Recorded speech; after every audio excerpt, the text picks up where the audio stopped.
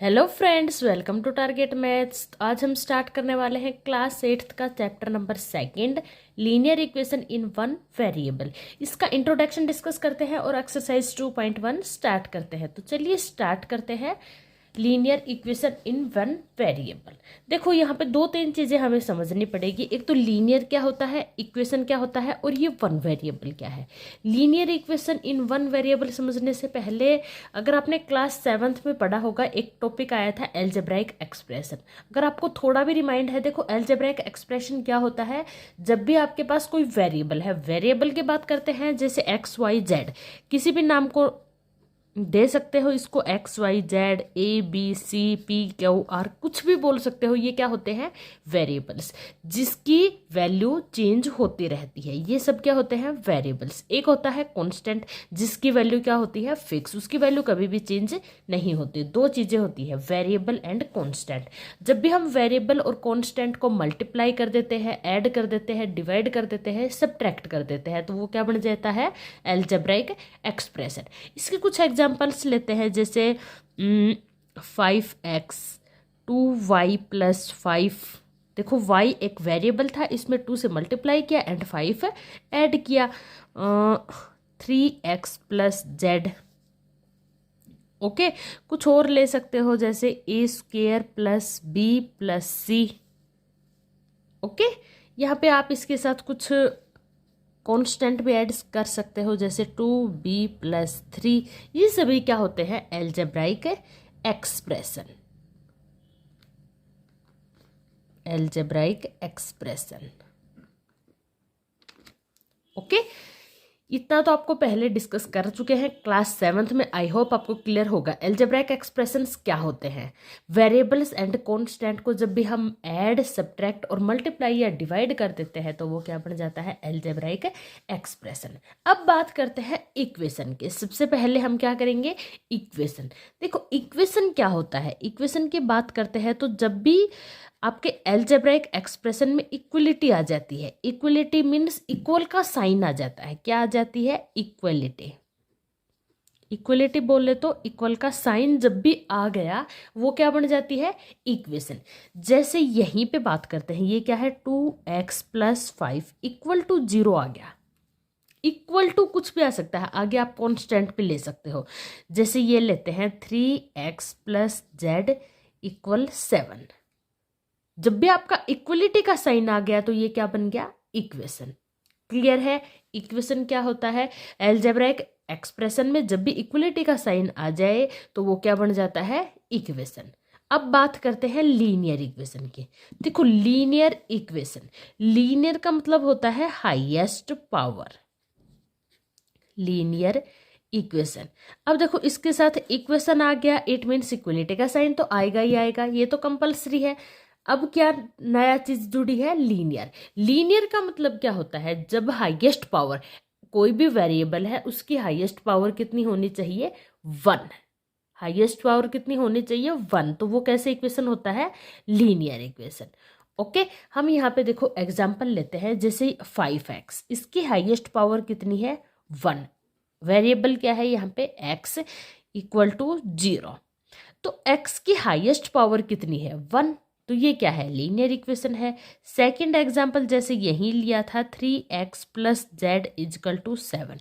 यहाँ पे हमारे पास दो वेरिएबल है, अगर आपने ध्यान दिया होगा तो यहाँ पे दो वेरिएबल है, एक है x, एक है z। दो वेरिएबल है, हाईएस्ट पावर की बात करते हैं तो इसकी कितनी है, 1, और इसकी भी कितनी है, 1। तो ये दोनों ही क्या होंगे, लीनियर इक्वेशन होंगे। अभी हम बात कर रहे हैं सिर्फ लीनियर इक्वेशन, ये वेरिएबल हम इसमें इंक्लूड नहीं कर रहे। हम टॉपिक समझ रहे हैं linear equation. Equation means equality, linear means जिसकी हाईएस्ट पावर कितनी हो, 1। ये वाला एग्जाम्पल लेते हैं, जैसे a² + 2b = 9। ओके, अब ये बताओ लीनियर इक्वेशन है या नहीं। सबसे पहले इक्वेशन तो है, जब आपकी इक्वलिटी का साइन आ गया तो इक्वेशन तो है। लीनियर इक्वेशन, ए की अगर आप हाईएस्ट पावर देखोगे तो कितनी है, 2। तो ये लीनियर इक्वेशन नहीं है। ठीक है, ये एग्जांपल लेते हैं, जैसे 2b + 3 = 0। अब देखो यहाँ पे वेरिएबल क्या है, b, इसकी हाईएस्ट पावर कितनी है, 1। तो ये भी क्या है, लीनियर इक्वेशन है। जब भी कोई भी वेरिएबल है उसकी हाईएस्ट पावर कितनी हो 1, तो वो लीनियर इक्वेशन होता है, अदरवाइज वो लीनियर इक्वेशन नहीं होगा। एक और एग्जांपल लेते हैं, जैसे x² + 5 = 0।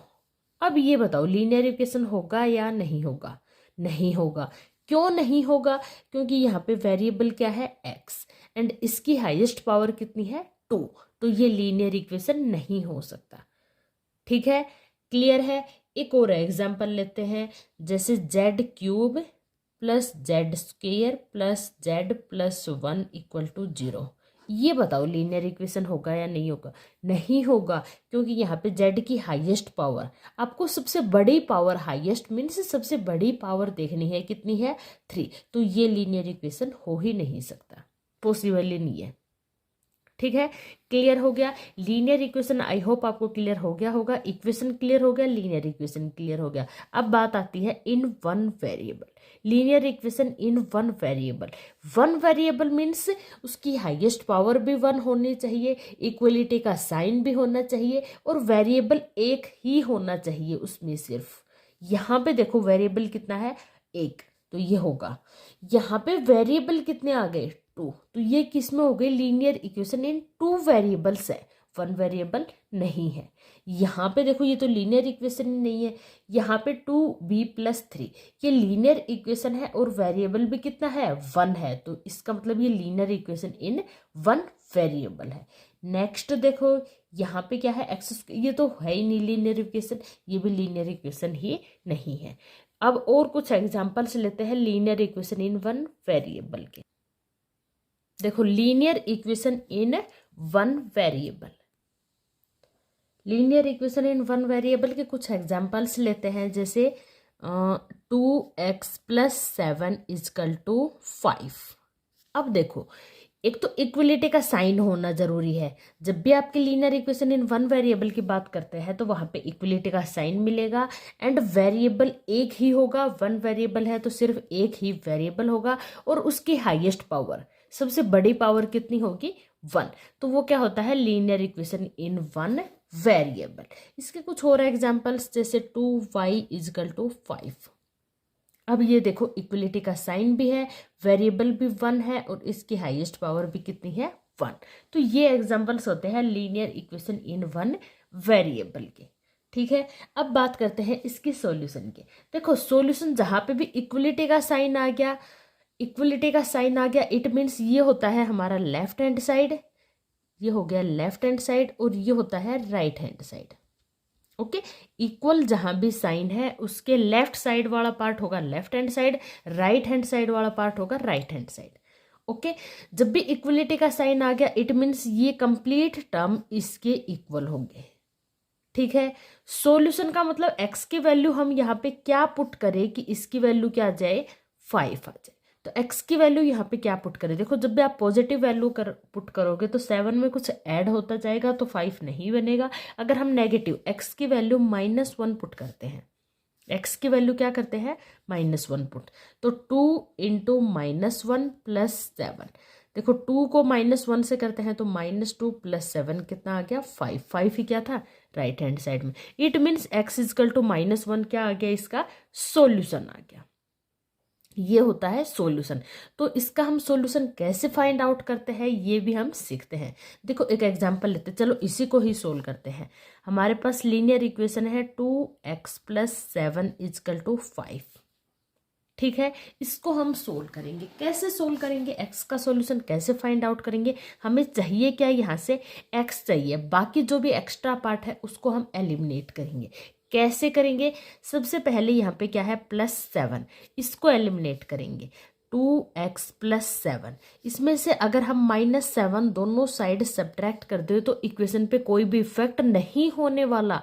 क्यों नहीं होगा, क्योंकि इक्वलिटी का साइन है, दोनों साइड हमने -7 सब्ट्रैक्ट किया है, एक साइड कभी भी नहीं कर सकते। दोनों साइड, जैसे यहाँ भी दो तराजू है, ठीक है, उसमें भी कुछ सामान रखा है, 2 kg रखा है, 2 kg रखा है, उसमें भी 250 ग्राम निकाल लिया, उसमें भी 250 ग्राम निकाल लिया। अब भी दोनों क्या रहेंगे, इक्वल। यही चीज हमने यहाँ पे की है, दोनों में से सेम चीज सब्ट्रैक्ट कर दी। अब इस इक्वेशन पे कोई भी इफेक्ट नहीं होने वाला। देखो 7 प्लस माइनस कैंसिल हो गए, यहाँ आ गया 2x is equal to 5 minus 7 minus 2। अब देखो दोनों साइड क्या करना पड़ेगा, 2 से डिवाइड, तभी तो यहाँ पे x की वैल्यू आएगी। 2 से डिवाइड कर देते हैं, 2 से डिवाइड करते हैं, 2 से 2 कैंसिल हो गया, ये क्या आ गया x, यहाँ 2 से 2 डिवाइड हो गया, क्या आ गया -1। x की वैल्यू क्या आ चुकी, -1। क्लियर है। इस टाइप से हम कोई भी इक्वेशन अगर आपको गिवन है लीनियर इक्वेशन, उसका सॉल्यूशन फाइंड आउट कर सकते हैं। यहाँ पे एक और एग्जांपल है, इसको भी सोल्व करते हैं। जैसे ये है y equal to 2y equal to 5। Okay, हमें चाहिए क्या, y की वैल्यू चाहिए, तो क्या करना पड़ेगा, 2 से डिवाइड कर देते हैं कंप्लीट इक्वेशन को। कंप्लीट इक्वेशन में कुछ भी ऐड करो, सब्ट्रैक्ट, डिवाइड या मल्टीप्लाई, कोई भी इफेक्ट नहीं होने वाला है।